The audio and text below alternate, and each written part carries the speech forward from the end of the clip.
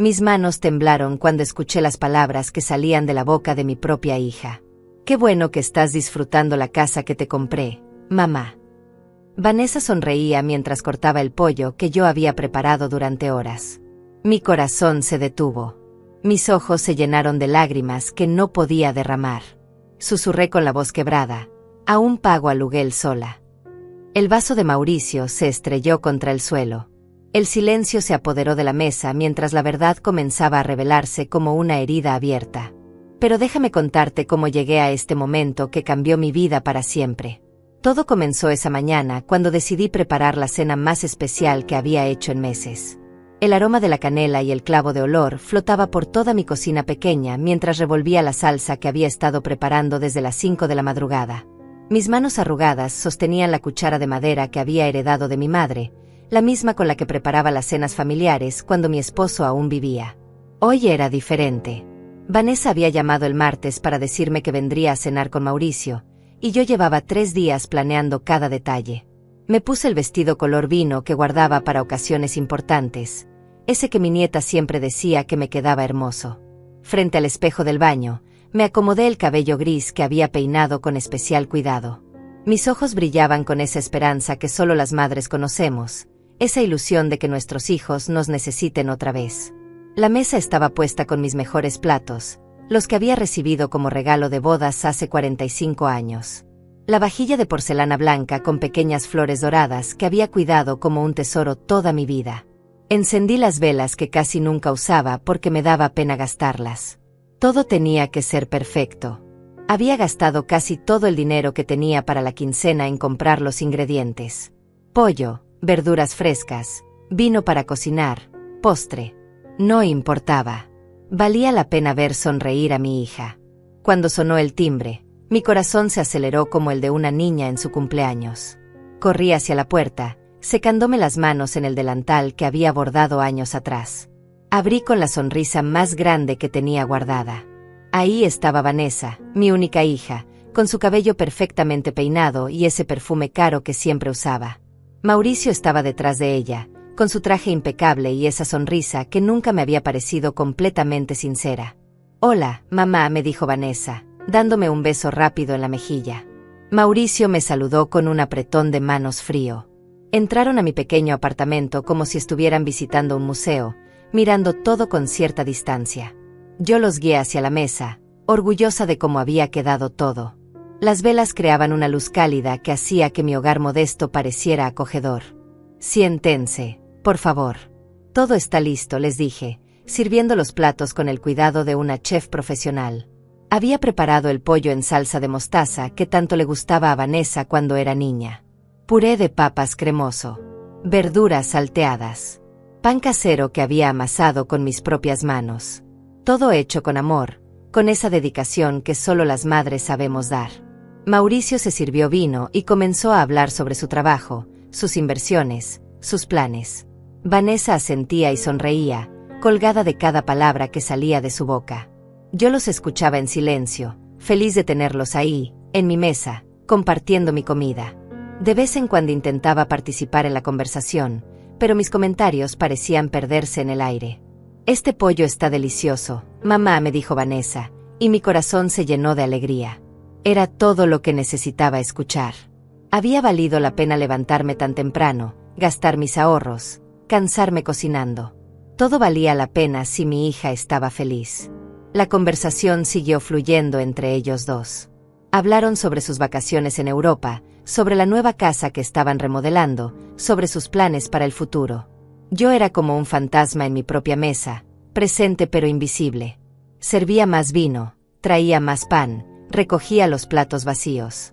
Era su anfitriona, pero me sentía como la empleada doméstica. Entonces llegó el momento que cambió todo. Vanessa tomó un sorbo de vino y me miró con esa sonrisa que ahora sé que era falsa. Sus ojos brillaban con algo que no pude identificar en ese momento. Mauricio la miraba expectante, como si supiera lo que iba a decir. «Mamá», comenzó Vanessa, con voz dulce pero con algo extraño en el tono. «Qué bueno que estás disfrutando la casa que te compré». El mundo se detuvo. Mi tenedor se quedó suspendido en el aire. Mi respiración se cortó. «¿Qué casa? ¿De qué estaba hablando? Mis ojos se llenaron de confusión y dolor. Miré a mi hija, buscando alguna explicación en su rostro. Pero ella seguía sonriendo, como si hubiera dicho algo completamente normal. «¿Qué casa?», susurré, con la voz tan baja que apenas se podía escuchar. «Aún pago aluguel sola». Fue entonces cuando el vaso de Mauricio se resbaló de sus manos y se estrelló contra el suelo. El ruido del cristal roto llenó el silencio que se había apoderado de la mesa. Los fragmentos brillaron bajo la luz de las velas como pequeños diamantes rotos. Nadie se movió para recogerlos. La verdad estaba ahí, flotando en el aire como el humo de las velas que se consumían lentamente. Y yo, Rosaura, una mujer de 69 años que había vivido toda su vida siendo honesta, acababa de descubrir que mi propia hija me había mentido de la manera más cruel. El silencio era tan denso que podía cortarse con cuchillo. Mauricio se había puesto pálido como un fantasma. Sus manos temblaron mientras intentaba recoger los pedazos de cristal del suelo. Vanessa me miraba con esa expresión que conocía desde que era niña, esa cara que ponía cuando la descubría en una mentira. Pero ahora era diferente. Ahora era mi hija adulta, de 42 años, y yo era la que había sido engañada.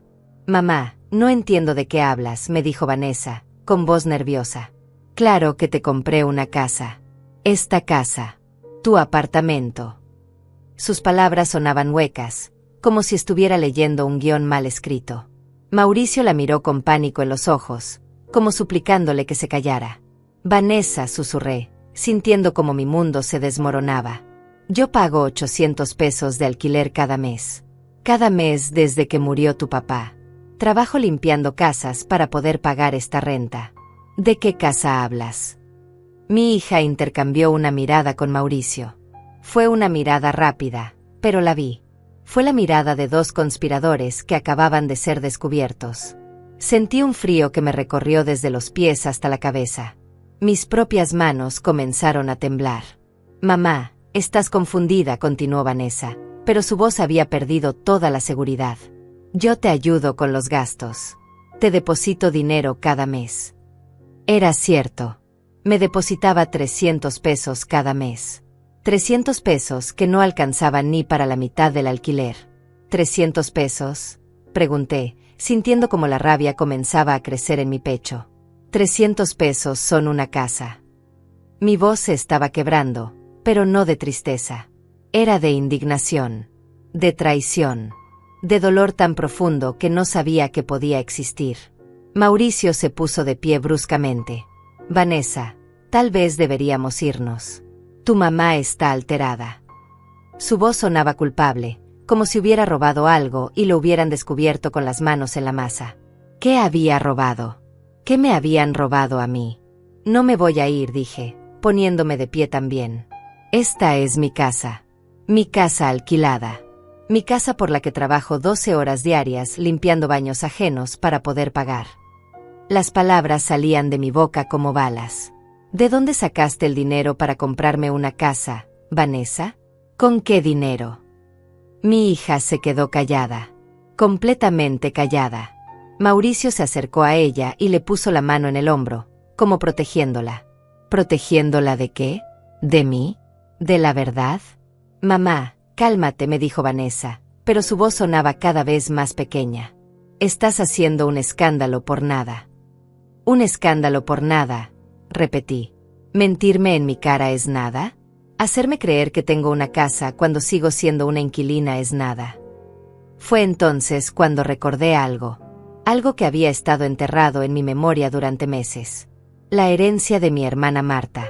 Marta había muerto el año pasado y me había dejado 50,000 pesos. 50,000 pesos que nunca llegaron a mis manos. Vanessa me había dicho que era mejor que ella los manejara, que los invirtiera, que yo no sabía de esas cosas. «Vanessa», dije, con voz tan baja que era casi un susurro, «¿dónde están los 50,000 pesos de la herencia de tu tía Marta?». El color desapareció completamente del rostro de mi hija. Mauricio se puso aún más pálido, si es que eso era posible. Los dos se miraron con terror absoluto. Y yo supe sin que me dijeran nada. Supe sin explicaciones. Supe que mi propia hija me había robado. «Los invertimos», balbuceó Mauricio. «Los invertimos en En propiedades. ¿En qué propiedades?, grité. ¿En la casa que me compraron? ¿En la casa inexistente? ¿En la casa que vivo pagando alquiler? Vanessa comenzó a llorar. Pero no eran lágrimas de arrepentimiento. Eran lágrimas de frustración porque la habían descubierto. Eran lágrimas de rabia porque su plan perfecto se había desmoronado. Mamá, no es lo que piensas, sollozó. Nosotros necesitábamos ese dinero. Mauricio perdió su trabajo. Teníamos deudas. Íbamos a devolvértelo. Te lo juro por Dios que íbamos a devolvértelo. ¿Cuándo?, pregunté. ¿Cuándo me lo iban a devolver? ¿Después de que muriera? ¿Después de que me desahuciaran por no poder pagar la renta? La cena que había preparado con tanto amor se estaba enfriando en los platos. Las velas se habían consumido casi por completo. El vino se había derramado sobre el mantel bordado que mi madre me había regalado. Todo estaba arruinado. Todo estaba destruido. Mamá, por favor, suplicó Vanessa. Somos familia. La familia se perdona. La familia se ayuda. Familia, repetí. ¿Robarme es ayudarme? Mentirme es ser familia. Mauricio se acercó a mí con las manos extendidas, como si fuera a tocarme. Señora Rosaura, cálmese. Podemos arreglar esto. Podemos pagar en cuotas. Podemos. No me toque, grité. No se atreva a tocarme. Mi voz sonó tan fuerte que hasta yo me asusté. Salgan de mi casa. Salgan de mi casa alquilada. Salgan de mi casa por la que trabajo como una esclava. Vanessa se puso de pie, secándose las lágrimas con la servilleta que yo había planchado especialmente para esta cena. Mamá, estás exagerando. Estás siendo dramática. Siempre has sido así. Esas palabras fueron como una bofetada. ¿Dramática? ¿Exagerada? ¿Por descubrir que mi hija me había robado la herencia de mi hermana muerta? ¿Por descubrir que me habían mentido durante meses haciéndome creer que tenía una casa propia? Sí, dije, con una calma que no sabía que tenía. Soy dramática. Soy exagerada. Soy una vieja tonta que confió en su propia hija. Caminé hacia la puerta y la abrí. Ahora salgan. Salgan y no vuelvan hasta que traigan mis 50,000 pesos. Vanessa me miró con odio. Odio real. Como si yo fuera la que había hecho algo malo. Como si yo fuera la ladrona. Mamá, estás cometiendo un error. Somos lo único que tienes. Prefiero no tener nada, respondí, que tener hijos ladrones. Se fueron. Se fueron con sus ropas caras y sus perfumes costosos. Se fueron con su carro del año y sus planes de inversión. Se fueron con mis 50,000 pesos. Se fueron dejándome sola con los platos sucios y las velas consumidas. Cerré la puerta y me recosté contra ella. Mi corazón latía tan fuerte que pensé que se me iba a salir del pecho.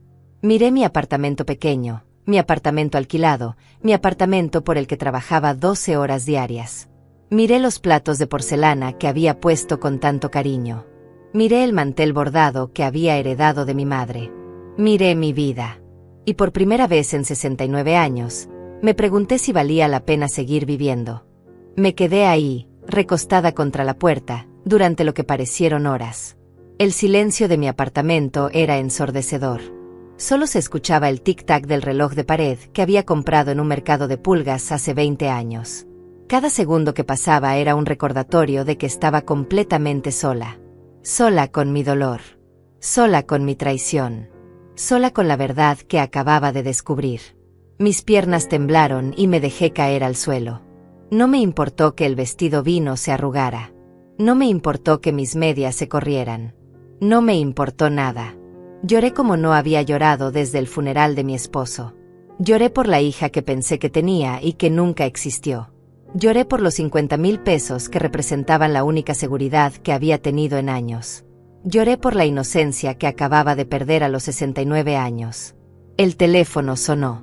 Era Vanessa. Lo supe sin siquiera mirar la pantalla. Dejé que sonara hasta que se cortó. Volvió a sonar. Y otra vez. Y otra vez. No contesté. No quería escuchar más mentiras. No quería más manipulación. No quería más promesas vacías. Me levanté del suelo como pude. Mis huesos crujieron. Mi espalda me dolía. Caminé hacia la mesa donde estaban los restos de la cena. Los platos con la comida a medio comer. El vino derramado. Los cristales rotos. Era la metáfora perfecta de mi vida. Todo roto. Todo arruinado.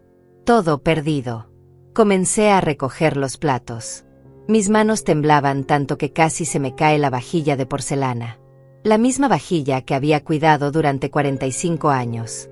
La misma vajilla que había soñado dejarle a Vanessa como herencia. Ahora la idea me daba náuseas.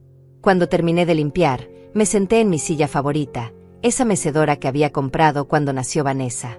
Miré las fotos que tenía en la mesa de centro. Fotos de mi hija en su graduación. Fotos de su boda. Fotos de nosotras en navidades pasadas. Todas mentiras. Todo una actuación. El teléfono volvió a sonar. Esta vez era un número desconocido. Contesté, pensando que tal vez era una emergencia. Señora Rosaura. Era una voz femenina que no reconocí. Sí, soy yo. Habla Julieta Morales, soy abogada. Estoy llamando por el testamento de su hermana Marta Delgado. Mi corazón se detuvo. ¿Qué testamento? El testamento que se leyó hace 6 meses. Veo que usted no estuvo presente en la lectura. Su hija Vanessa Rodríguez se presentó como su representante legal. Mi representante legal, repetí. Yo nunca le di poder legal a mi hija. Hubo un silencio del otro lado de la línea. Señora Rosaura, ¿puede venir a mi oficina mañana? Creo que necesitamos hablar. ¿Sobre qué? Sobre su herencia. Sobre los documentos que su hija presentó. Sobre algunas irregularidades que hemos encontrado. Colgué el teléfono con las manos temblando. ¿Irregularidades? ¿Qué irregularidades? ¿Qué más había hecho Vanessa? Esa noche no pude dormir. Me quedé despierta en la cama, mirando el techo, tratando de entender cómo había llegado a este punto. ¿Cómo había criado a una hija capaz de robarme? ¿Qué había hecho mal? ¿Dónde había fallado como madre? Recordé todos los sacrificios que había hecho por ella. Cuando su papá murió, yo trabajé 3 empleos para pagarle la universidad. Vendí mis joyas, mis muebles, todo lo que tenía valor. Me quedé con lo mínimo para que ella tuviera lo máximo. Nunca le faltó nada. Nunca. Y así me pagaba. Robándome. Mintiéndome. Haciéndome creer que tenía una casa cuando seguía siendo una inquilina de 69 años. A las 6 de la mañana me levanté. No tenía fuerzas para bañarme, pero me puse la ropa más presentable que tenía. Tenía que ir a esa oficina. Tenía que saber la verdad completa. La oficina de la abogada Julieta estaba en el centro de la ciudad. Tomé 3 camiones para llegar. Gasté dinero que no tenía en transporte, pero necesitaba saber qué más me habían robado. Julieta era una mujer de unos 40 años, con cabello negro y ojos inteligentes. Me recibió con una sonrisa triste, como si ya supiera lo que me iba a decir. Señora Rosaura, siéntese por favor. Me ofreció una silla frente a su escritorio. Necesito preguntarle algo muy importante. ¿Usted firmó algún documento dándole poder legal a su hija? No, respondí. Nunca firmé nada así. Julieta abrió una carpeta y sacó unos papeles. Estos son los documentos que su hija presentó. Aquí dice que usted le otorgó poder legal completo para manejar sus asuntos financieros. Miré los papeles. Había una firma que se suponía que era mía. Pero no era mi firma. Se parecía, pero no era mía. Esta no es mi firma, dije, con voz firme. Eso pensé, respondió Julieta. Señora Rosaura, su hija cometió fraude. Falsificó su firma y se apropió de su herencia ilegalmente. ¿Cuánto dinero era?, pregunté, aunque no estaba segura de querer saber la respuesta. 120,000 pesos. Sentí como si me hubieran dado un puñetazo en el estómago. ¿120,000 pesos? Vanessa me dijo que eran 50,000. No, señora. Su hermana Marta le dejó su casa, sus ahorros y algunas inversiones. Todo suma 120,000 pesos. Me quedé en silencio. Vanessa no solo me había robado, sino que me había mentido sobre la cantidad. Me había robado 70,000 pesos adicionales, sin que yo siquiera lo supiera. ¿Qué puedo hacer?, pregunté. Podemos iniciar un proceso legal. Tengo toda la documentación. Su hija va a tener que devolver todo el dinero, con intereses. También puede ir a la cárcel por fraude. ¿A la cárcel?, repetí.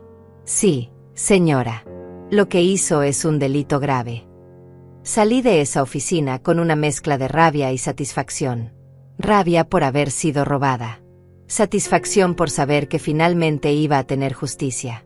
Julieta me había dado su tarjeta y me había prometido que iba a recuperar todo mi dinero. Cuando llegué a mi apartamento, había 3 llamadas perdidas de Vanessa. La llamé. Mamá, gracias a Dios que contestas, dijo, con voz preocupada. Estuve pensando en lo de anoche. Tienes razón. Mauricio y yo cometimos un error.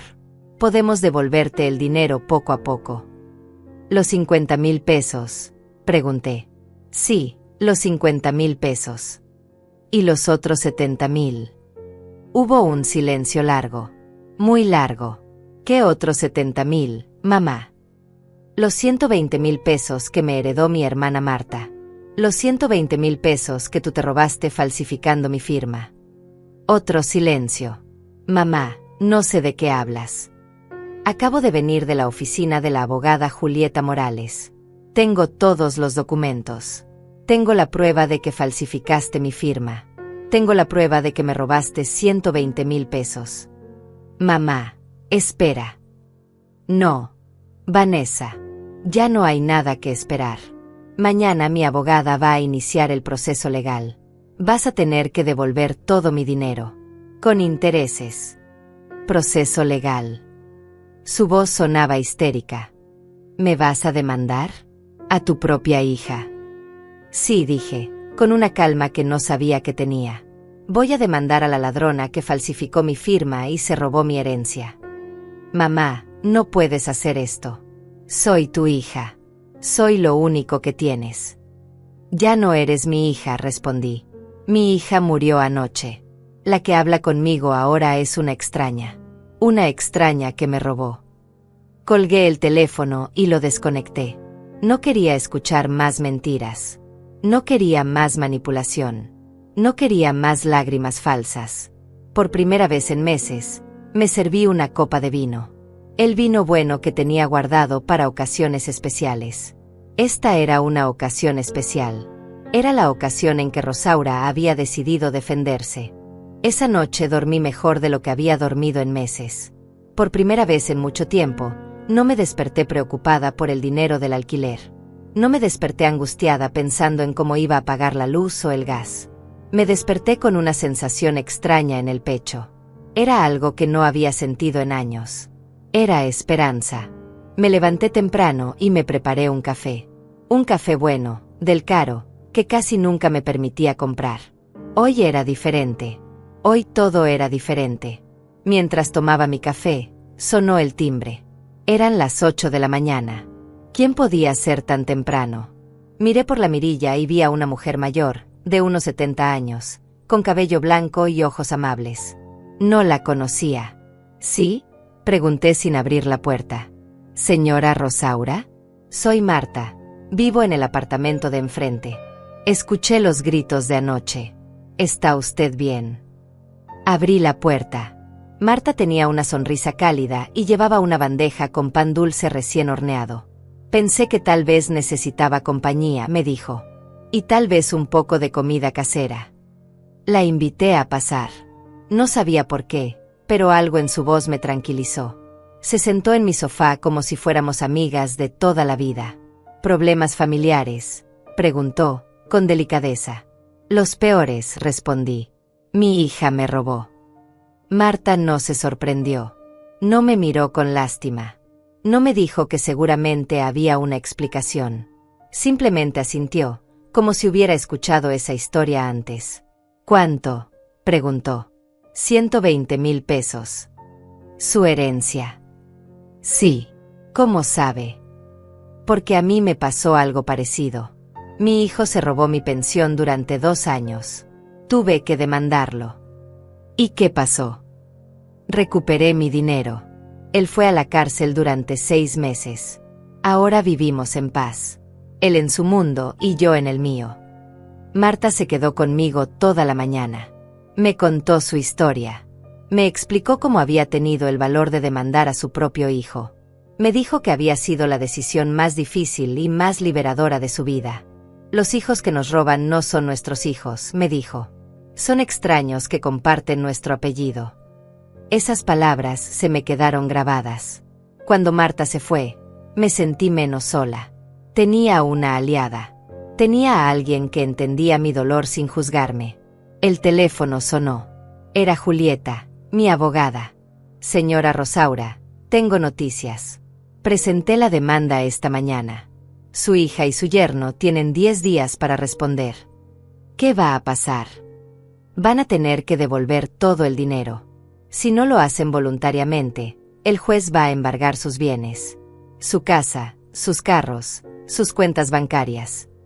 ¿Y si no tienen el dinero? Lo tienen. Investigué un poco.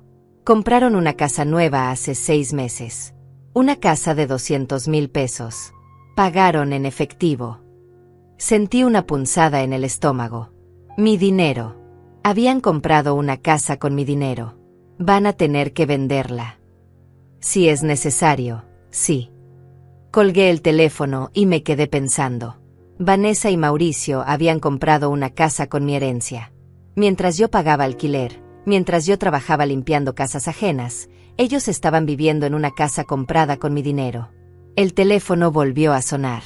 Esta vez era un número que no conocía. Señora Rosaura. Era la voz de Mauricio. ¿Qué quiere? Necesitamos hablar. Vanessa está muy mal. No ha parado de llorar desde ayer. No es mi problema. Señora, por favor. Podemos arreglar esto sin abogados. Sin demandas. Como familia. Ya no somos familia. Mire, le vamos a devolver el dinero. Todo. Pero necesitamos tiempo. ¿Cuánto tiempo? 5 años. En cuotas mensuales. 5 años. Me reí. ¿Sabe cuántos años tengo? 69. No voy a vivir 5 años más esperando que ustedes me devuelvan mi dinero robado. Señora, sea razonable.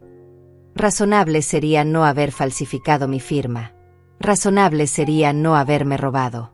Razonable sería haberme dicho la verdad desde el principio. Está bien. 3 años. No. 2 años. No. ¿Qué quiere entonces? Quiero todo mi dinero. Ahora. Esta semana. Es imposible. Entonces vendan la casa que compraron con mi dinero. Hubo un silencio largo. ¿Cómo sabe lo de la casa? Lo sé todo, Mauricio. Sé que pagaron 200,000 pesos en efectivo. Sé que usaron mi herencia como enganche. Sé que han estado viviendo como reyes mientras yo trabajo como esclava. Señora, esa casa es nuestro hogar. Mi dinero también era mi hogar. Mi seguridad. Mi futuro. Por favor, reconsidere. No. Tienen 10 días para responder a la demanda.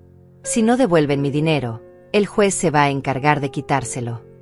Colgué y desconecté el teléfono otra vez. Esa tarde fui al banco. Quería saber exactamente cuánto dinero tenía. La respuesta me deprimió. 300 pesos en mi cuenta de ahorros. 300 pesos para vivir hasta que recuperara mi herencia. Cuando salí del banco, me encontré con mi vecina del 4º piso, doña Esperanza. Rosaura, ¿estás bien? Te ves preocupada. Problemas familiares, respondí. Vanessa. Sí. Siempre pensé que esa niña era muy caprichosa. Desde chiquita. ¿Te acuerdas cuando le rompió la bicicleta a mi nieto porque quería montarla? No me acordaba, pero asentí. Los niños caprichosos se convierten en adultos problemáticos, continuó doña Esperanza. ¿Necesitas algo? ¿Dinero prestado? No, gracias. Voy a estar bien. Pero no estaba bien. Esa noche, mientras preparaba una cena de huevos revueltos porque era lo único que podía permitirme, pensé en todo lo que había perdido.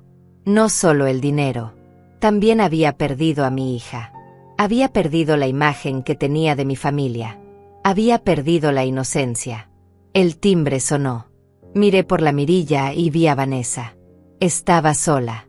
Tenía los ojos rojos de tanto llorar y llevaba una bolsa en la mano. Mamá, por favor, abre.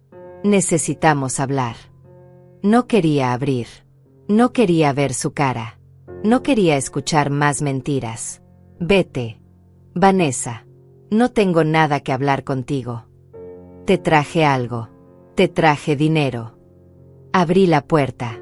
Vanessa entró y puso la bolsa en mi mesa. La abrió. Estaba llena de billetes. ¿Cuánto es?, pregunté. 20,000 pesos. Es todo lo que pude conseguir vendiendo mis joyas y mi carro. Me debes 120,000. Lo sé, mamá. Pero es un inicio. Es una muestra de que queremos arreglar las cosas. ¿Dónde están los otros 100,000? Los vamos a conseguir. Te lo prometo. Tus promesas no valen nada. Vanessa se puso a llorar otra vez. Mamá, cometí un error. Un error terrible. Pero sigo siendo tu hija. Sigo siendo la niña que criaste con tanto amor. La niña que crié con tanto amor no me habría robado. Estábamos desesperados. Mauricio perdió su trabajo. Teníamos deudas. No sabíamos qué hacer. Podían haberme dicho la verdad. Podían haberme pedido ayuda. ¿Qué ayuda nos ibas a dar? No tienes dinero. Esa frase me dolió más que todas las anteriores. Era cierto. No tenía dinero. Era una vieja pobre que pagaba alquiler. Pero era una vieja pobre honesta. Tienes razón, dije. No tengo dinero. Pero tengo dignidad. Tengo honestidad. Tengo valores que aparentemente no te enseñé. Sí me los enseñaste, mamá. Por eso estoy aquí. Por eso te traje este dinero. 20,000 pesos no borran el dolor de la traición. ¿Qué quieres que haga? ¿Qué quieres que haga para que me perdones? La miré. Mi hija. Mi única hija. La niña que había llevado en mi vientre durante 9 meses. La niña a la que había amamantado, había cuidado cuando estaba enferma, había consolado cuando lloraba. Quiero que me devuelvas mi dinero. Todo. Y quiero que desaparezcas de mi vida. Vanessa se quedó parada en medio de mi sala, con la cara desencajada por mis últimas palabras. Los 20,000 pesos estaban sobre la mesa como una ofrenda insuficiente, como un insulto disfrazado de gesto de buena voluntad. Que desaparezca de tu vida, repitió, con voz quebrada. Mamá, soy tu única hija. Soy lo único que tienes en este mundo. Eso es exactamente lo que tú y Mauricio me han estado diciendo para manipularme, respondí, sintiendo una claridad que no había tenido en años. Que ustedes son lo único que tengo. Como si fuera una amenaza. Como si debiera estar agradecida de que me roben porque al menos no estoy completamente sola. No es una amenaza, mamá. Es la realidad. No, Vanessa. La realidad es que prefiero estar sola que estar rodeada de ladrones. Mi hija se sentó en el sofá sin que la invitara. Se veía destruida, pero yo ya no sentía compasión por ella. Había agotado toda mi compasión durante 20 años de ser una madre entregada. Mauricio dice que si sigues con la demanda, vamos a tener que declararnos en bancarrota, me dijo, con voz suplicante. Vamos a perder todo. ¿Todo?, pregunté. Incluyendo la casa que compraron con mi dinero. Sí. Perfecto. Mamá, gritó. No puedes ser tan cruel. Cruel. Me reí, pero no fue una risa alegre. ¿Sabes qué es cruel? Trabajar 12 horas diarias limpiando casas ajenas a los 69 años porque tu propia hija te robó la herencia. Eso es cruel. Vanessa se puso a llorar con más fuerza. Eran lágrimas dramáticas, performativas. Las mismas lágrimas que había usado desde niña para salirse con la suya. ¿Sabes lo que más me duele?, continué. No es el dinero. Es la mentira. Durante meses me hiciste creer que me habías comprado una casa. Me hiciste sentir amada, cuidada, protegida. Y todo era una mentira para cubrir tu robo. No era una mentira, mamá. Yo sí quería comprarte una casa. Con mi propio dinero. Era una inversión. Íbamos a multiplicar tu herencia. Multiplicarla comprando una casa para ustedes. Vanessa se quedó callada porque no tenía respuesta. No había respuesta posible para semejante descaro. Mauricio es muy bueno con las inversiones, murmuró finalmente. Tan bueno que perdió su trabajo y los metió en deudas. Eso no fue su culpa. Y robarme a mí sí fue su culpa. Él me convenció de que era temporal. De que en 6 meses te íbamos a devolver todo, con intereses. ¿Y los otros 70,000 pesos que me ocultaron? Esos también eran temporales. Vanessa no respondió. Se levantó del sofá y comenzó a caminar de un lado a otro de mi pequeña sala. ¿Sabes qué, mamá? Tienes razón. Cometimos errores. Pero tú también has cometido errores. Tú también has sido una mala madre. Sentí como si me hubiera golpeado. Una mala madre. Sí. Siempre fuiste muy exigente. Siempre esperabas demasiado de mí. Nunca fue suficiente para ti. Te pagué la universidad vendiendo mis joyas. Eso es manipulación emocional. Siempre me recordabas todos tus sacrificios. Manipulación emocional, repetí. Trabajar 3 empleos para que tuvieras una carrera es manipulación emocional. Es hacer que me sintiera culpable por existir. La conversación se estaba volviendo surrealista. Mi hija, la ladrona que había falsificado mi firma, me estaba culpando a mí de ser una mala madre. ¿Sabes qué, Vanessa?, dije, con una calma mortal. Tienes razón.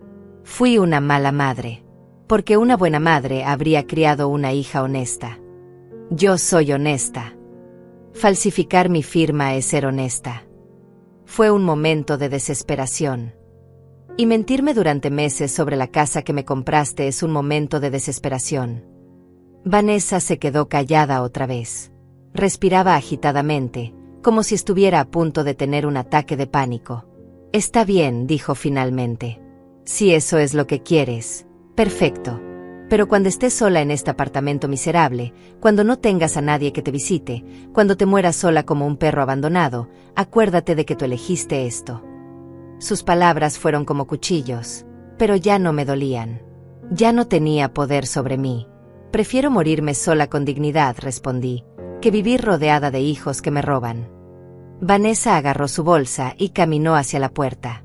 Antes de salir, se volteó hacia mí. Una cosa más. Mamá, Mauricio dice que si no retiras la demanda, va a contratar un abogado para demostrar que estás senil. Va a decir que tienes demencia y que no puedes manejar tu dinero. Va a pedir que me den tu tutela legal. Sentí un frío que me recorrió todo el cuerpo. Me está amenazando. Te está avisando. ¿Y tú estás de acuerdo con eso? Vanessa dudó por un momento. Vi en sus ojos un destello de la niña que había sido. Pero duró solo un segundo. Mauricio dice que es por tu propio bien. Mauricio dice, repetí. Tú no piensas por ti misma. Mauricio es mi esposo. Lo amo. Más de lo que me amabas a mí. Es diferente. Tienes razón. Es diferente. El amor de esposos puede terminar. El amor de madre e hija se supone que es para siempre. Pero ustedes lo destruyeron. Vanessa salió de mi apartamento dando un portazo. Me quedé sola con los 20,000 pesos sobre la mesa. Dinero sucio.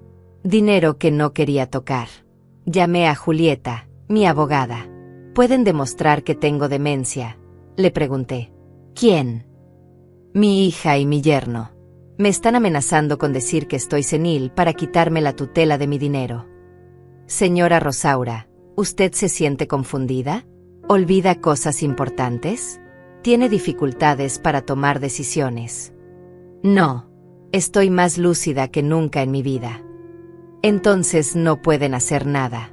Necesitarían evaluaciones médicas, pruebas psiquiátricas, testimonios de múltiples personas. Y nosotros tenemos evidencia de que usted está perfectamente capaz de manejar sus asuntos. Después de todo, usted fue la que descubrió el fraude. Están desesperados. Mucho. Eso significa que estamos ganando. Esa noche no pude dormir. No por tristeza o preocupación, sino por rabia.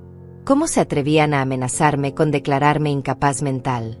Después de robarme, ¿ahora querían quitarme mi autonomía? Me levanté de la cama y fui a la cocina. Abrí la gaveta donde guardaba mis documentos importantes. Saqué mi acta de nacimiento, mi credencial de elector, mi comprobante de pensión. Todos los papeles que demostraban que era Rosaura Delgado, ciudadana mexicana, mujer competente de 69 años. Miré los 20,000 pesos que estaban sobre la mesa. Dinero que Vanessa había traído como muestra de arrepentimiento. Dinero que probablemente había conseguido vendiendo cosas que compraron con mi herencia. Tomé los billetes y los guardé en un sobre. No era mi dinero. Era solo una pequeña parte de mi dinero. Pero era un inicio. Al día siguiente fui al banco y deposité los 20,000 pesos. Luego fui a la oficina de Julieta. ¿Hay alguna manera de acelerar el proceso?, le pregunté. ¿Por qué la prisa? Porque me están amenazando. Y porque quiero terminar con esto de una vez. Podemos solicitar un embargo preventivo, congelar sus cuentas bancarias y poner un aviso en el registro de la propiedad de su casa. Así no pueden vender nada hasta que se resuelva el caso. Hágalo. ¿Está segura? Una vez que hagamos esto, no hay vuelta atrás. Va a ser guerra total. Ya es guerra total, respondí. Ellos la empezaron cuando falsificaron mi firma. Julieta sonrió. Me gusta su actitud, señora Rosaura. Vamos a recuperar todo su dinero. Cuando salí de la oficina, me sentía diferente. Ya no era la víctima. Ya no era la vieja ingenua que había confiado en su hija. Era una mujer que se estaba defendiendo. Era una guerrera de 69 años. 3 días después del embargo preventivo, mi teléfono no paraba de sonar. Vanessa llamaba cada hora. Mauricio había conseguido mi número y me dejaba mensajes desesperados. Incluso recibí llamadas de personas que no conocía, familiares de Mauricio que querían mediar en la situación. No contesté ninguna llamada. El jueves por la mañana, mientras tomaba mi café y leía el periódico, alguien tocó la puerta con insistencia. No era el timbre. Era alguien golpeando la puerta con los puños. Mamá, abre. Sé que estás ahí. Era Vanessa, pero su voz sonaba histérica. Nos van a quitar la casa. Nos van a quitar todo, gritaba desde el pasillo. Los del banco vinieron ayer. Tienen orden de embargo. No abrí la puerta. Me quedé sentada en mi mesa, tomando mi café tranquilamente. Por primera vez en meses, el café me sabía bien. Mamá, por favor. Mauricio está enfermo. Está en el hospital. Tuvo un infarto cuando llegaron los del banco. Mentira. Otra mentira. El mismo drama teatral de siempre. Si no retiras la demanda, nos vamos a quedar en la calle. Somos familia. La familia no se hace esto. Familia. Esa palabra que habían usado para manipularme durante años. Familia para pedirme dinero. Familia para hacerme sentir culpable. Familia para justificar sus robos. Pero nunca había sido familia cuando se trataba de cuidarme, respetarme o ser honestos conmigo. Los golpes en la puerta continuaron durante 20 minutos. Después se hizo silencio. Miré por la mirilla y vi que Vanessa se había ido, pero había dejado algo en el suelo. Era una carta.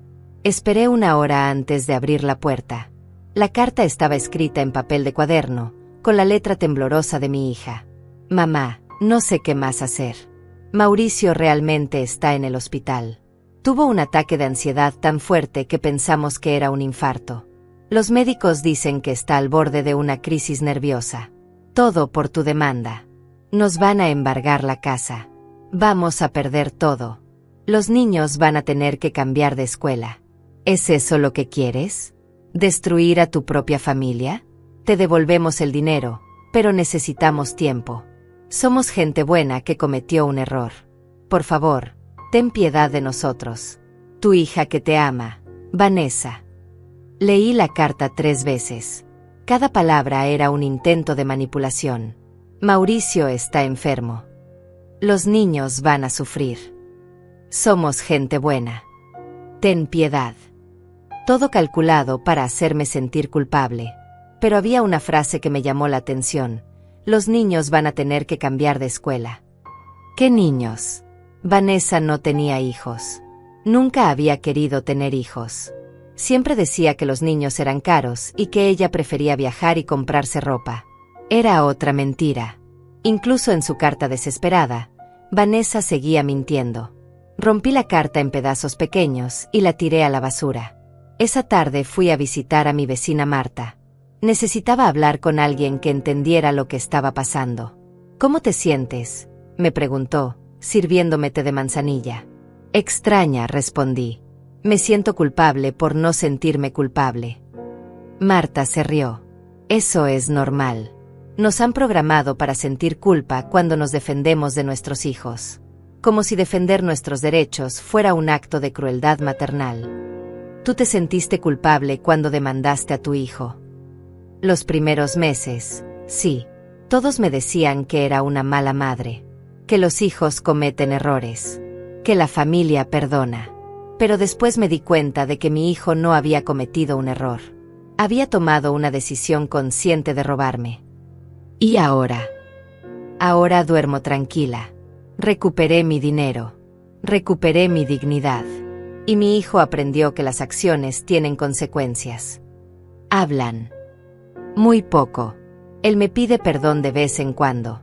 Yo le digo que ya lo perdoné, pero que eso no significa que volvamos a ser como antes. El perdón no borra las consecuencias. Esa conversación me tranquilizó. No estaba loca. No era una madre desnaturalizada. Era una mujer que se estaba defendiendo. Cuando regresé a mi apartamento, había otra carta debajo de mi puerta. Esta vez era de Mauricio. Señora Rosaura, escribo desde el hospital. Es cierto que tuve un ataque de ansiedad. Los médicos dicen que mi corazón está débil por el estrés. Sé que cometimos un error terrible. Sé que la defraudamos. Pero le juro por lo más sagrado que íbamos a devolverle su dinero. Teníamos un plan. Íbamos a vender unos terrenos que tengo en Puebla y con eso pagarle todo, con intereses. Pero el proceso de venta toma tiempo. Por favor, denos 6 meses.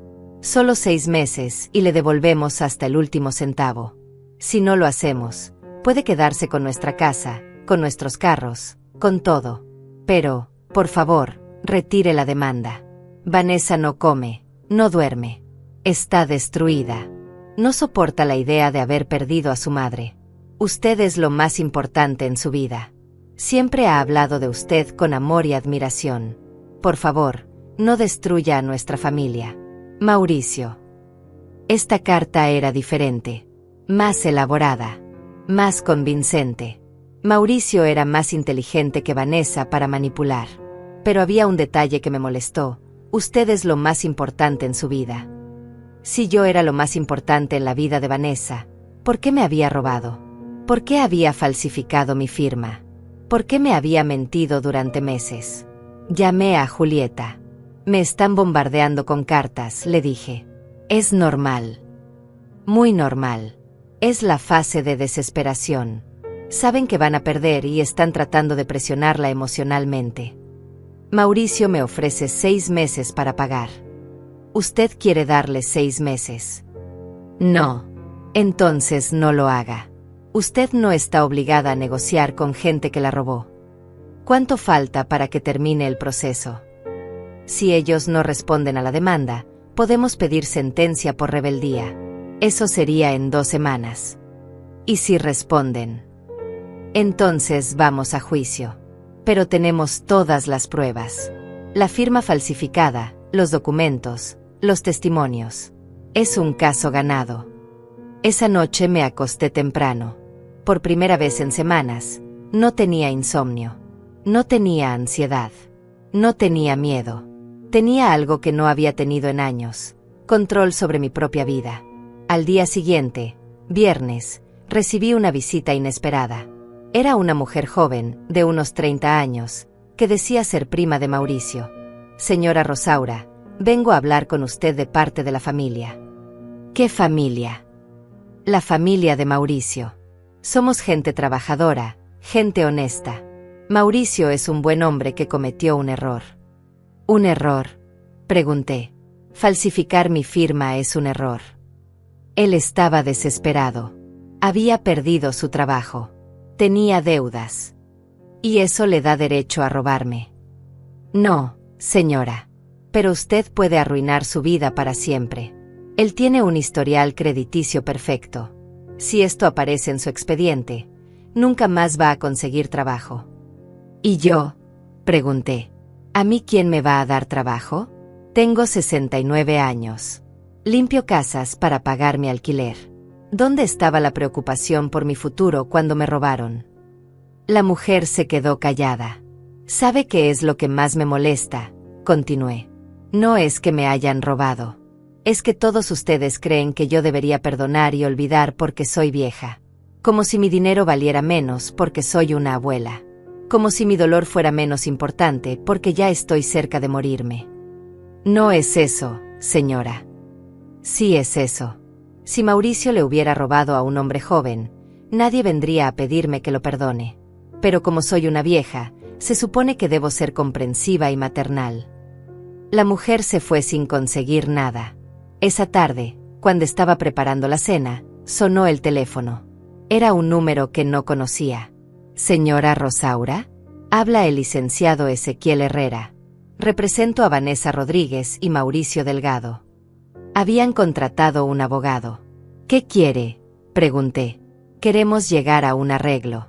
Mis clientes están dispuestos a devolver el dinero en parcialidades. Ya hablé con sus clientes. No me interesa. Señora, ir a juicio va a ser costoso y tardado para todos. Es mejor llegar a un acuerdo. Para mí no va a ser costoso. Mi abogada trabaja por porcentaje. Mire, le voy a ser franco. Mis clientes están preparados para alegar que usted no tiene capacidad mental para manejar sus finanzas. Ahí estaba. La amenaza que Vanessa me había hecho. Hágalo, respondí. Y prepárese para perder. Colgué el teléfono y sonreí. Ya no tenía miedo. Ya no tenía dudas. Era la guerra que ellos habían elegido. Y yo estaba lista para ganarla. El lunes por la mañana, Julieta me llamó muy temprano. Su voz sonaba emocionada. Señora Rosaura, tengo noticias excelentes. El abogado de su hija presentó la respuesta a la demanda, pero cometió un error garrafal. ¿Qué tipo de error? Admitieron que tomaron el dinero. Están alegando que era un préstamo, pero no tienen ningún documento que lo compruebe. Además, no pueden explicar por qué falsificaron su firma si supuestamente usted había autorizado el préstamo. Eso es bueno para nosotros. Es perfecto. Prácticamente confesaron el delito. El juez va a fallar a nuestro favor sin necesidad de juicio. Y la amenaza de declararme incapaz mental. La mencionaron en su escrito, pero es tan ridícula que el juez probablemente se va a ofender. Usted fue quien descubrió el fraude. Usted fue quien contrató abogado.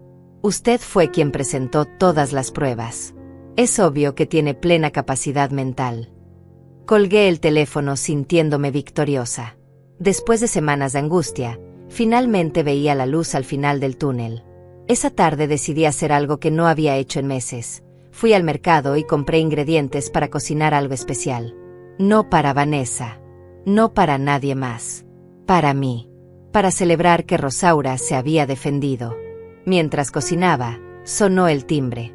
Miré por la mirilla y vi a un hombre mayor, de unos 70 años, que no conocía. ¿Sí?, pregunté sin abrir. ¿Señora Rosaura? Soy Gilberto, el papá de Mauricio. Abrí la puerta. El hombre tenía cara de cansancio y llevaba ropa sencilla. No se parecía en nada a su hijo manipulador. ¿Puedo pasar? Necesito hablar con usted. Lo invité a sentarse. Me miró con ojos tristes. Señora, vengo a pedirle disculpas por mi hijo. ¿Disculpas? Sí. Lo que hizo está mal. Muy mal. Yo no lo crié para ser un ladrón. Sus palabras me sorprendieron. Era la primera persona de la familia de Mauricio que admitía la gravedad de lo que había pasado. ¿Usted sabía lo que estaba pasando?, pregunté. Me enteré hace una semana, cuando llegaron los del banco a embargar la casa. Mauricio me tuvo que contar la verdad. ¿Y qué opina? Que tiene que pagar las consecuencias. Que tiene que devolverle su dinero y pedirle perdón de rodillas. Él está dispuesto a hacer eso. Gilberto suspiró. Mauricio está asustado. Dice que si esto sale en su expediente, nunca va a conseguir trabajo. Pero yo le digo, debió pensar en eso antes de robar. Y Vanessa. Esa muchacha está loca de remate. Ayer fue a mi casa a gritarme que usted los está destruyendo. Le dije que la única que destruyó algo fue ella, cuando falsificó la firma de su mamá. Me quedé callada. Era reconfortante escuchar a alguien de su familia admitir la verdad. Señora Rosaura, continuó Gilberto, yo tengo algunos ahorros. No mucho, pero algo. Si usted quiere, puedo darle 20,000 pesos más como adelanto de lo que le deben. ¿Por qué haría eso?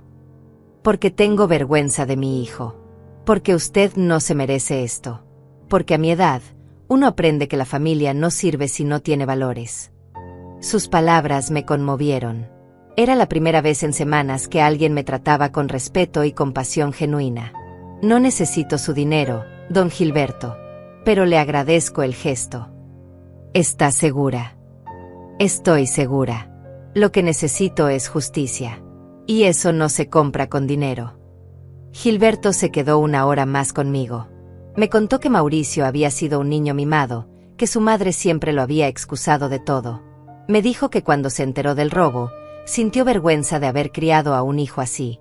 ¿Usted cree que voy a recuperar mi dinero?, le pregunté. Todo. Van a tener que vender la casa, los carros, todo. Y me parece perfecto. Cuando se fue, me sentí menos sola. No toda la familia de Mauricio era como él. Había gente decente que entendía la diferencia entre el bien y el mal. 2 días después, miércoles, Julieta me citó en su oficina. El juez quiere vernos mañana, me dijo. Va a dictar sentencia. Tan rápido. Cuando las pruebas son tan claras, los jueces no necesitan mucho tiempo para decidir. ¿Qué cree que va a pasar? Van a tener que devolver los 120,000 pesos, más intereses, más daños morales. En total, van a ser como 150,000 pesos. Daños morales. Por el sufrimiento que le causaron. Por la traición familiar. Por el daño emocional. Esa noche no pude dormir, pero no por ansiedad. Por emoción. Después de meses de sentirme impotente, finalmente iba a tener justicia. El jueves llegué al juzgado vestida con mi mejor ropa. Quería verme digna. Quería verme como la mujer fuerte que había aprendido a ser. Vanessa y Mauricio estaban ahí con su abogado. Vanessa se veía demacrada. Había perdido peso y tenía ojeras profundas. Mauricio evitaba mirarme a los ojos. El juez entró y todos nos pusimos de pie. Era un hombre serio, de unos 50 años. He revisado el caso, comenzó. Las pruebas son contundentes. Los demandados admitieron haber tomado el dinero de la señora Rosaura Delgado. No presentaron ningún documento que compruebe que era un préstamo autorizado. La firma en los documentos de poder legal fue falsificada. Miré a Vanessa. Estaba llorando silenciosamente. Por lo tanto, continuó el juez, condeno a los demandados a devolver la cantidad de 120,000 pesos, más intereses del 12% anual desde la fecha del robo, más 50,000 pesos por daños morales. ¿50,000 pesos por daños morales?, preguntó el abogado de Vanessa. El daño moral es evidente, respondió el juez. La señora Delgado fue traicionada por su propia hija. Fue víctima de fraude familiar. El dolor emocional causado merece compensación. ¿Cuánto tiempo tienen para pagar?, preguntó Julieta. 30 días. Si no pagan en 30 días, se procederá al embargo total de sus bienes. El juez se retiró. Vanessa se acercó a mí. Mamá, por favor, me susurró. No dejes que nos quiten la casa. Podemos pagar en cuotas. Ya es muy tarde para eso, respondí. ¿Me vas a perdonar algún día? La miré a los ojos. Mi hija. La niña que había criado con tanto amor. La mujer que me había traicionado de la manera más cruel. No lo sé, le dije honestamente. El perdón se da, pero la confianza se gana. Y tú destruiste mi confianza para siempre. Mauricio se acercó también. Señora Rosaura, sabemos que no nos merecemos su perdón, pero le pedimos otra oportunidad. ¿Otra oportunidad para qué? Para volver a robarme. Para demostrarle que podemos cambiar. Ya tuvieron su oportunidad. La desperdiciaron. Salí del juzgado con Julieta. El sol brillaba más fuerte que nunca. El aire olía a libertad. ¿Cómo se siente?, me preguntó Julieta. Como si hubiera nacido de nuevo. Van a tener que vender la casa. Probablemente también los carros y las joyas. Perfecto. Que aprendan que las acciones tienen consecuencias. Esa tarde fui al banco. Quería saber exactamente cuánto dinero tenía ahora que sabía que iba a recuperar mi herencia. Cuando salí del banco, me encontré con Marta, mi vecina. ¿Cómo fue el juicio?, me preguntó. Gané. Voy a recuperar todo mi dinero, con intereses. ¿Te sientes mejor? Me siento libre. ¿Y ahora qué vas a hacer? Esa pregunta me tomó por sorpresa. ¿Qué iba a hacer? Por primera vez en años, tenía opciones. Tenía dinero. Tenía libertad. Tenía tiempo. No sé, respondí. Pero por primera vez en mucho tiempo, eso no me asusta. Esa noche me senté en mi mecedora y miré las fotos de Vanessa que tenía en la mesa. Fotos de cuando era niña. Fotos de su graduación. Fotos de tiempos más felices. Las guardé en una caja. No las tiré porque seguía siendo mi hija. Pero tampoco las quería ver todos los días. Era hora de cerrar ese capítulo de mi vida y abrir uno nuevo. Un capítulo donde Rosaura era la protagonista de su propia historia. 20 días después de la sentencia, Julieta me llamó con noticias que ya esperaba. Vanessa y Mauricio no han pagado nada, me informó. Mañana vamos a proceder con el embargo total. ¿Qué significa eso exactamente? Que van a perder la casa, los carros, las cuentas bancarias, todo lo que tengan a su nombre. Los bienes se van a vender en subasta pública y con ese dinero le van a pagar lo que le deben. ¿Y si no alcanza? Con la casa sola alcanza y sobra. Es una propiedad de 200,000 pesos. Usted va a recibir sus 170,000 pesos completos, más los gastos legales. Esa noche, por primera vez en meses, me permití soñar con el futuro. ¿Qué haría con 170,000 pesos? Podía comprar un apartamento pequeño. Podía viajar. Podía ayudar a otras mujeres en mi situación. Las posibilidades parecían infinitas. Al día siguiente, muy temprano, sonó mi teléfono. Era Vanessa, pero su voz sonaba diferente. Más calmada. Más resignada. Mamá, los de la oficina de embargos están aquí. Nos van a quitar la casa hoy. Lo sé. ¿Podrías venir?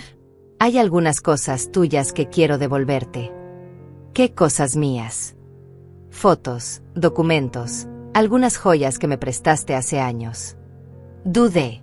No quería ver a Vanessa en su momento de derrota. No quería sentir lástima por ella.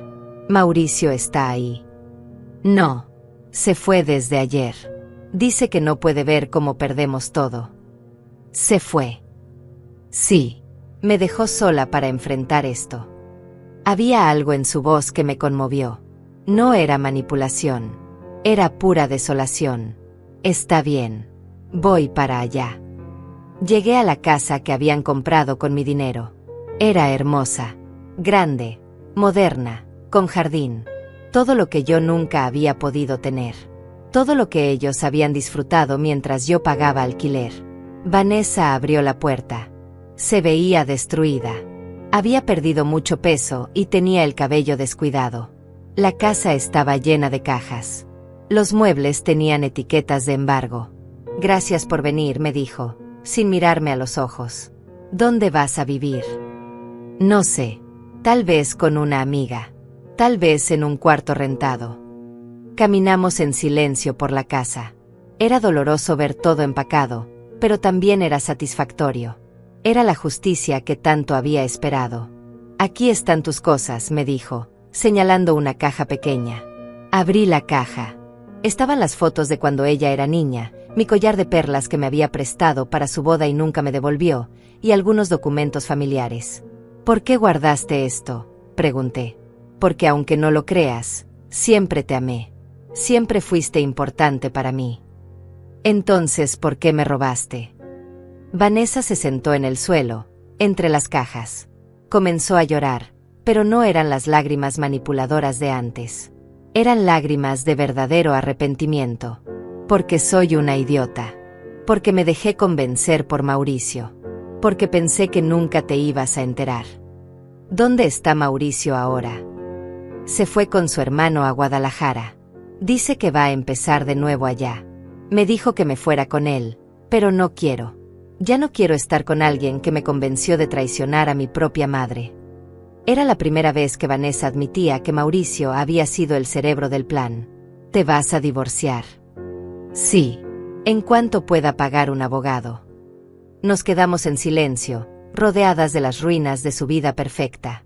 Los hombres del embargo trabajaban eficientemente, etiquetando todo, preparando todo para la subasta. Mamá me dijo finalmente, sé que no merezco tu perdón. Sé que arruiné todo. Pero quiero que sepas que me arrepiento. Completamente. Cada día me levanto odiándome por lo que hice. ¿Por qué me lo dices? Porque tal vez algún día, cuando hayan pasado años, puedas perdonarme. No espero que me perdones ahora. Ni siquiera espero que volvamos a hablar. Pero espero que algún día puedas recordar que tuviste una hija que, a pesar de todo, te amaba. Sus palabras me dolieron. No porque fueran falsas, sino porque parecían sinceras. Vanessa, ¿sabes cuál ha sido el peor dolor de todo esto? ¿Cuál? No es el dinero. Es descubrir que la hija que crié no existía. Que todo era una mentira. No era una mentira, mamá. Yo sí te amaba. Sí te amo. Pero me volví ambiciosa. Me volví egoísta. Quería tener más de lo que podía pagar. Y mi dinero era la solución. Mauricio me convenció de que era temporal. De que íbamos a multiplicar tu herencia y devolvértela con ganancias. Pero después compramos la casa y se volvió más fácil seguir mintiendo que confesar la verdad. ¿Te das cuenta de que trabajé 12 horas diarias para pagar mi alquiler mientras ustedes vivían en una casa comprada con mi dinero? Sí. Y eso es lo que más me duele. Saber que mi comodidad venía de tu sufrimiento. Un hombre del embargo se acercó a nosotras. Señora, necesitamos que firme aquí. Usted es la acreedora. Firmé los papeles que oficializaban el embargo. Era extraño. Estaba firmando documentos que iban a dejar a mi hija sin casa, pero era la misma hija que había falsificado mi firma para robarme. ¿Cuándo van a subastar la casa?, le pregunté al hombre. En 2 semanas. ¿Usted está interesada en participar? Tal vez. Vanessa me miró con sorpresa. ¿Vas a comprar mi casa? Es posible. Con mi dinero recuperado, puedo permitírmelo. ¿Y qué harías con ella? No sé. Tal vez vivir en ella. Tal vez venderla. Tal vez rentarla. Vanessa asintió. Parecía entender la ironía poética de la situación. ¿Puedo pedirte un favor?, me preguntó. ¿Cuál? Si compras la casa, ¿podrías guardar algunas fotos familiares que están en el ático? Son fotos de cuando papá vivía. Son los únicos recuerdos que tengo de cuando éramos una familia feliz. ¿Dónde están? Te las traigo. Vanessa subió al 2º piso y regresó con un álbum de fotos. Lo abrí y vi imágenes de tiempos mejores. Mi esposo cargando a Vanessa cuando era bebé. Navidades familiares. Cumpleaños. Vacaciones. Llévate el álbum, me dijo. Esas fotos son más tuyas que mías. Guardé el álbum en la caja con mis otras cosas. ¿Vas a estar bien?, le pregunté. No sé, pero merezco todo lo que me está pasando. Vanessa, lo que hiciste estuvo mal. Muy mal. Pero eres mi hija. No quiero que sufras para siempre. ¿Significa eso que algún día podremos volver a hablar? No lo sé. Tal vez. Pero va a tomar mucho tiempo. Años. Tal vez años. Tal vez nunca. Depende de ti.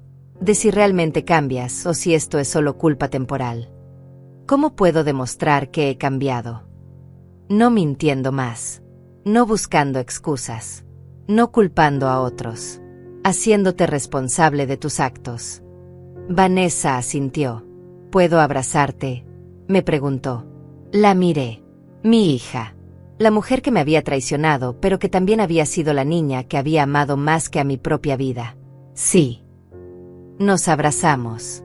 Fue un abrazo triste, lleno de dolor y arrepentimiento. Fue un abrazo de despedida. Te amo, mamá, me susurró. Yo también te amo. Pero el amor no es suficiente cuando no hay confianza. Me fui de esa casa sabiendo que tal vez era la última vez que hablaría con Vanessa. Pero ya no me dolía como antes. Ya no era un dolor desesperante. Era un dolor limpio, un dolor necesario. Era el dolor de cerrar un capítulo para poder escribir uno nuevo. 2 semanas después fui a la subasta. La casa se vendió por 190,000 pesos. No la compré yo. La compró una familia joven con niños pequeños. Me alegré. Esa casa necesitaba risas de niños, no los fantasmas de una traición familiar. Con mi dinero recuperado, 170,000 pesos limpios, comencé a hacer planes. Planes que no incluían trabajar 12 horas diarias limpiando casas ajenas. Planes que no incluían preocuparme por el dinero del alquiler. Por primera vez en años, Rosaura era libre. 6 meses después de recuperar mi dinero, mi vida había cambiado completamente. Compré un apartamento pequeño pero cómodo en una zona tranquila de la ciudad. Por primera vez en mi vida, tenía algo que era completamente mío. No pagaba alquiler. No dependía de nadie. Era propietaria. Dejé de limpiar casas ajenas. Mis manos, que habían estado rojas y agrietadas durante años por los químicos de limpieza, comenzaron a sanar. Mis rodillas, que dolían por tanto arrodillarme a lavar pisos, descansaron por primera vez en décadas. Con el dinero que me sobró después de comprar el apartamento, decidí hacer algo que jamás pensé que podría hacer: viajar. Contraté un tour a las pirámides de Teotihuacán. Era mi primer viaje en 20 años. Mientras caminaba por esas ruinas ancestrales, pensé en todas las mujeres que habían vivido antes que yo.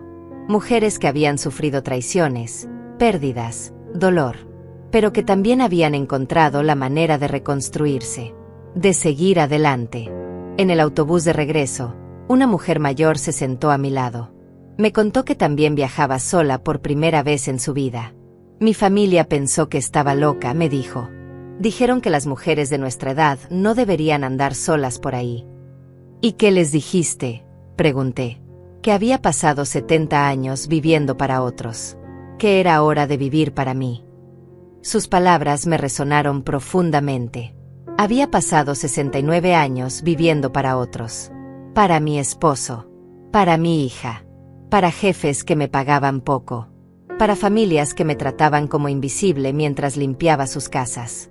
Ahora, por primera vez, vivía para Rosaura. Cuando regresé de mi viaje, encontré una carta debajo de mi puerta. Era de Vanessa. Hacía 4 meses que no sabía nada de ella. Mamá, no sé si vas a leer esta carta, pero necesito escribirla. Me mudé a Querétaro. Conseguí trabajo en una oficina. Gano poco, pero es dinero honesto. Me divorcié de Mauricio.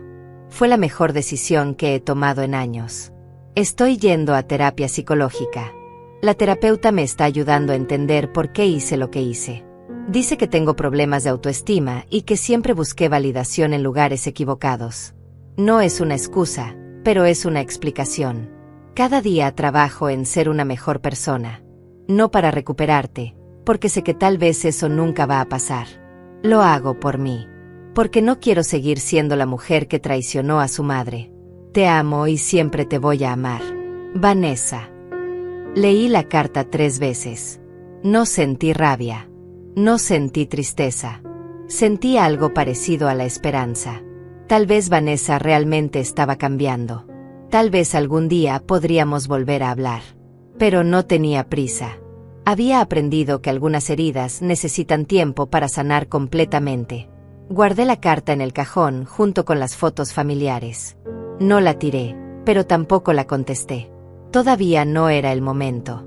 Un mes después, mi vecina Marta me invitó a acompañarla a una reunión de mujeres mayores que se juntaban todos los viernes en el centro comunitario del barrio. ¿De qué hablan?, le pregunté. De todo. de nuestras vidas, nuestros problemas, nuestros triunfos. Somos como un grupo de apoyo informal. Decidí acompañarla. El grupo estaba formado por 12 mujeres de entre 60 y 80 años. Todas tenían historias similares. Hijos que las habían abandonado. Esposos que las habían engañado. Familias que las habían usado económicamente.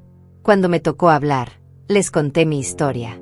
Les conté sobre Vanessa, sobre el robo, sobre la demanda, sobre la recuperación de mi dinero. ¿Y cómo te sientes ahora?, me preguntó una de las mujeres. Libre, respondí.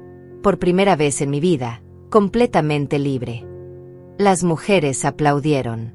Era un aplauso de reconocimiento, de hermandad, de mujeres que entendían lo que significaba defenderse después de toda una vida de sumisión. Después de esa reunión, comencé a ir todos los viernes. Encontré en esas mujeres algo que no había tenido en años: una familia elegida. Una familia basada en respeto mutuo, en honestidad, en apoyo genuino. Una de las mujeres, Esperanza, me propuso algo que cambió mi perspectiva sobre el futuro. Rosaura, deberías contar tu historia públicamente. Hay muchas mujeres que están viviendo lo mismo que tú viviste. Necesitan saber que es posible defenderse. ¿Hablar en público? No sé si pueda. Yo te ayudo. Podemos empezar con grupos pequeños. La idea me daba miedo, pero también me emocionaba. ¿Podía mi dolor servir para ayudar a otras mujeres? Comenzamos con charlas en centros comunitarios. Yo contaba mi historia y después abríamos espacio para que otras mujeres compartieran las suyas. Era increíble la cantidad de mujeres que habían sido robadas, manipuladas o abusadas por sus propios hijos. Una mujer de 75 años me contó que su hijo le había vaciado la cuenta de banco para apostar. Otra me dijo que su hija la había convencido de firmar documentos que la dejaron sin casa. Otra había sido víctima de violencia económica por parte de sus nietos. Todas tenían algo en común. Habían creído que por ser madres, tenían que aguantar todo. Habían confundido el amor maternal con la complicidad en su propio abuso. El amor de madre no significa ser víctima, les decía en mis charlas. Significa enseñar que las acciones tienen consecuencias. Significa mostrar que el respeto es fundamental en cualquier relación, incluso la familiar. Las charlas se volvieron más grandes. Comenzaron a invitarme a otros barrios, a otras ciudades. Mi historia se extendió como un mensaje de esperanza para mujeres que creían que ya era demasiado tarde para defenderse. En una de esas charlas conocí a Hugo, un hombre viudo de 72 años que había venido a escuchar mi presentación porque su hermana estaba siendo manipulada por su hijo. Después de la charla, Hugo se acercó a mí. Su historia me conmovió mucho, me dijo. Mi hermana necesita escucharla. ¿Quiere traerla a la próxima charla? Sí, pero también quería preguntarle si le gustaría tomar un café conmigo. No con intenciones románticas, se apresuró a aclarar. Solo para conversar. Es raro encontrar a alguien de nuestra edad que tenga tanta claridad sobre la vida. Hugo era diferente a cualquier hombre que hubiera conocido. Era gentil, respetuoso, inteligente. Había perdido a su esposa 2 años atrás y estaba aprendiendo a vivir solo, igual que yo. Nuestras conversaciones eran profundas. Hablábamos sobre nuestras experiencias, nuestros errores, nuestros aprendizajes. No era romance. Era compañía. Era amistad. Era el tipo de relación que solo puede existir entre personas que han vivido lo suficiente para saber que es realmente importante. 1 año después de recuperar mi dinero, recibí otra carta de Vanessa. Esta vez incluía fotografías. Mamá, estas son fotos de mi nueva vida. Tengo un trabajo que me gusta. Estoy estudiando contabilidad en las noches. Adopté un perrito que me hace compañía. Sigo yendo a terapia. Cada día soy un poco mejor persona que el día anterior. No te escribo para pedirte perdón otra vez. Te escribo para contarte que uso tu historia como inspiración. Cuando quiero tomar el camino fácil, me acuerdo de ti. Me acuerdo de cómo te defendiste. Me acuerdo de que las acciones tienen consecuencias. Te amo y te respeto. Vanessa. Esta vez sí le contesté. Le escribí una carta corta pero honesta. Vanessa, me da gusto saber que estás construyendo una vida honesta. Sigue por ese camino. Tal vez algún día podamos volver a hablar cara a cara. Pero solo cuando estés segura de que realmente has cambiado. El tiempo dirá. Tu madre. Envié la carta sin expectativas. Si Vanessa realmente había cambiado, el tiempo lo demostraría. Si no, al menos yo había cerrado ese capítulo con dignidad. 2 años después de todo, estaba sentada en mi terraza, tomando café y leyendo el periódico. Era un domingo tranquilo. Hugo vendría más tarde para ir juntos al cine. El grupo de mujeres había organizado una comida familiar para esa tarde. Mi vida era simple, pero era mía. No dependía de nadie. No le debía nada a nadie. No vivía esperando la aprobación de otros. Soné el teléfono. Era un número desconocido. «Señora Rosaura», habla Julieta, la periodista del periódico local. «Queremos hacer un artículo sobre mujeres mayores que han superado situaciones difíciles. Nos dijeron que usted tiene una historia inspiradora». «¿Quién les dijo?» «Una de las mujeres que asistió a su charla el mes pasado. Dice que su historia podría ayudar a muchas personas». Acepté la entrevista. El artículo se publicó una semana después con el título «A los 69 años aprendí que nunca es tarde para defenderse». El artículo generó muchas reacciones. Recibí llamadas de mujeres de todo el país que querían contarme sus historias. Algunas me pidieron consejo. Otras solo querían que alguien las escuchara. Me di cuenta de que mi historia se había convertido en algo más grande que mi experiencia personal. Se había convertido en un símbolo de que es posible reconstruirse a cualquier edad. De que el respeto hacia uno mismo no tiene fecha de vencimiento. Una noche, mientras organizaba mis papeles, encontré una foto vieja de Vanessa cuando era niña. La miré durante mucho tiempo. Sentí nostalgia, pero no dolor. Sentí amor, pero no necesidad. Había aprendido que amar a alguien no significa aceptar sus abusos. Que ser madre no significa ser víctima. Que la familia real se construye con respeto, no solo con sangre. Guardé la foto en el álbum familiar. Algún día, tal vez, Vanessa y yo podríamos construir una nueva relación. Una relación basada en respeto mutuo, en honestidad, en límites claros. Pero si eso nunca pasaba, estaría bien también. Porque había aprendido la lección más importante de mi vida, que Rosaura Delgado valía por sí misma. Que merecía respeto. Que merecía amor. Y que nunca era demasiado tarde para defenderse. Esa noche me acosté en mi cama, en mi apartamento, comprado con mi dinero recuperado. Por primera vez en 70 años, no tenía miedo del futuro. No dependía de nadie para mi felicidad. Era libre, completamente libre. Y esa libertad era el regalo más hermoso que me había dado a mí misma.